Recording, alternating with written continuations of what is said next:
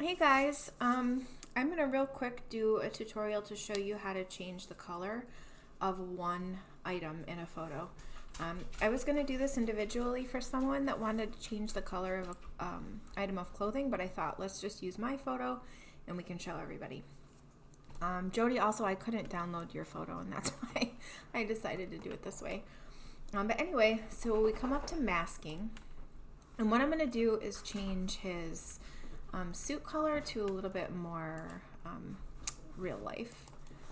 So you can see that it's a little bit more sort of purple. It has more cool undertones, and I know that this bride took a lot of pride in choosing her colors, so I want to make them as accurate as possible.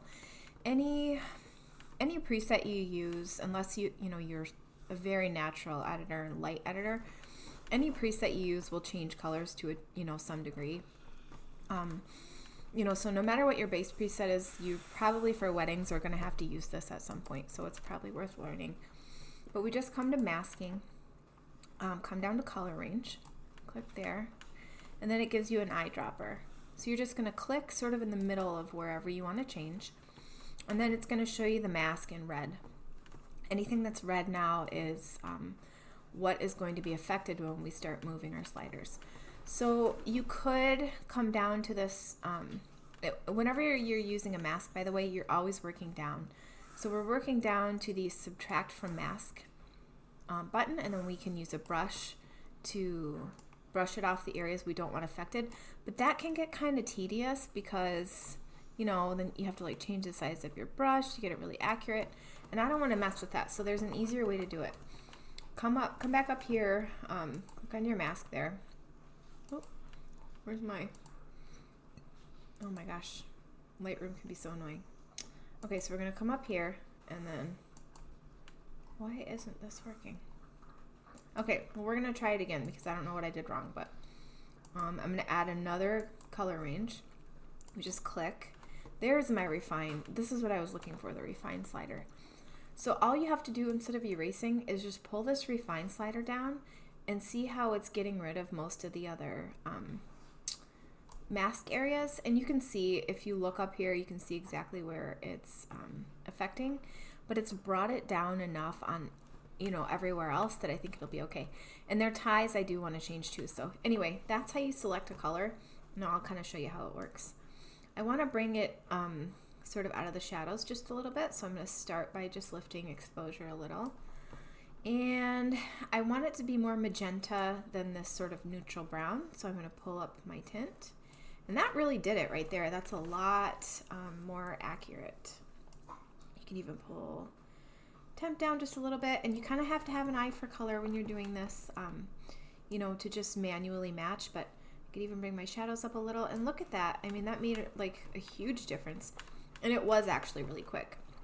If you want to be really precise, like I said, you can come in and just work your way down the mask, click subtract, and then use a brush, and just, real quickly brush over to make sure.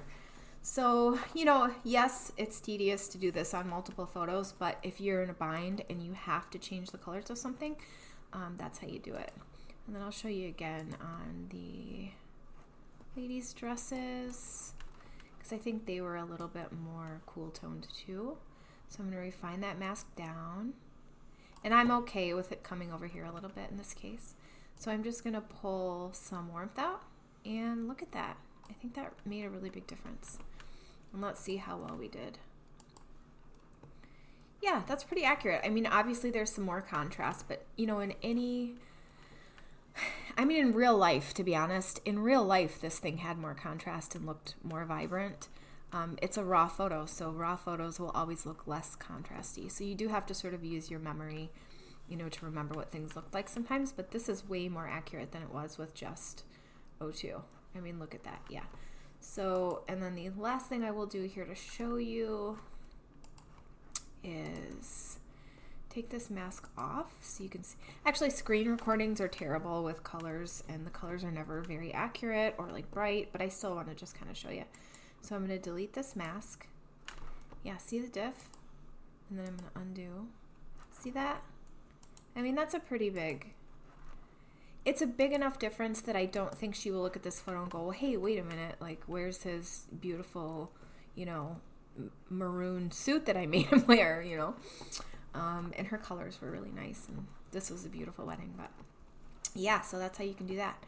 And that's all I really wanted to show today. I think real quick while I am here, I'm going to show again, in case anyone has missed it, that these presets were designed to have a soft, dreamy look sort of overall.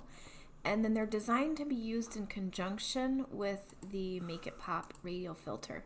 So as long as you're using them together, you'll still get the pop you want on your subjects, but you'll have this sort of dreamy, creamy sort of background. So you just come up to your masking area, click a radial gradient, and then you come down and click Make It Pop. I'm not going to do it. Obviously, I've said this a million times. I don't want to give my brushes away. And then you just draw it real big. And I'm going to show you why you want to draw it real big. Because I'm going to use exposure to show. Look where it's really affecting most. It's really, like, it's not really getting down here. I could make it maybe a little bit smaller. But yeah, you see how it's not really getting, see where it's getting? Even though that mask is way up here, it's not really getting, you know, as big as the mask is. So that's what I wanted to show you there. That's how you use Make It Pop, and it really makes a huge difference. It will make all the difference in your images. And then why don't we just do this too while we're here, in case anyone has missed it, and in case somebody's just watching, you know, this video for the first time and hasn't watched any others. The levels trick in Photoshop is seriously magic, you guys. Nothing compares to it in Lightroom. Like, there's no way I could have incorporated this into the presets because it's just impossible to do in Lightroom. But it's pretty quick.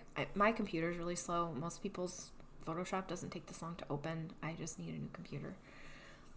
But yeah, this will make a huge difference, and it takes me like, I don't know, maybe 60 seconds to finish a photo in Photoshop this way. And again, I've said it before, but if you have the $10 a month Adobe plan, you can download Photoshop for free. So you just come up to Window and make sure that your adjustments thing is clicked, and then you'll see this box here. There's this little crown second from the left. Click that. It's called Levels. And then you're going to click this little caution button to start. And then your left point is your white point. Your right point down here is your black point. And the middle is your midtones. So to do the levels trick, you're going to pull your white point in to the edge of the histogram. And you're going to pull your right point in to the edge.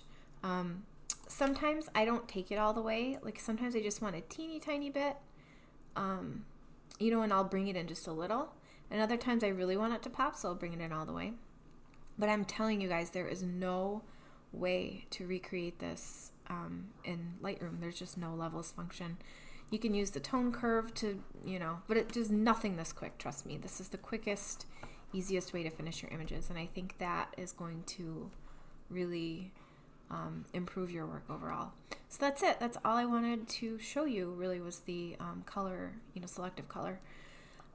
Please don't use this to, like, make any weird black and whites with color. I don't know if you can, but don't do that. Yeah, so it's a snow day here, and we're looking forward to, or it's a snow day tomorrow. We're looking forward to having the day off, and yeah. So I hope you guys stay warm and safe, and have a good night.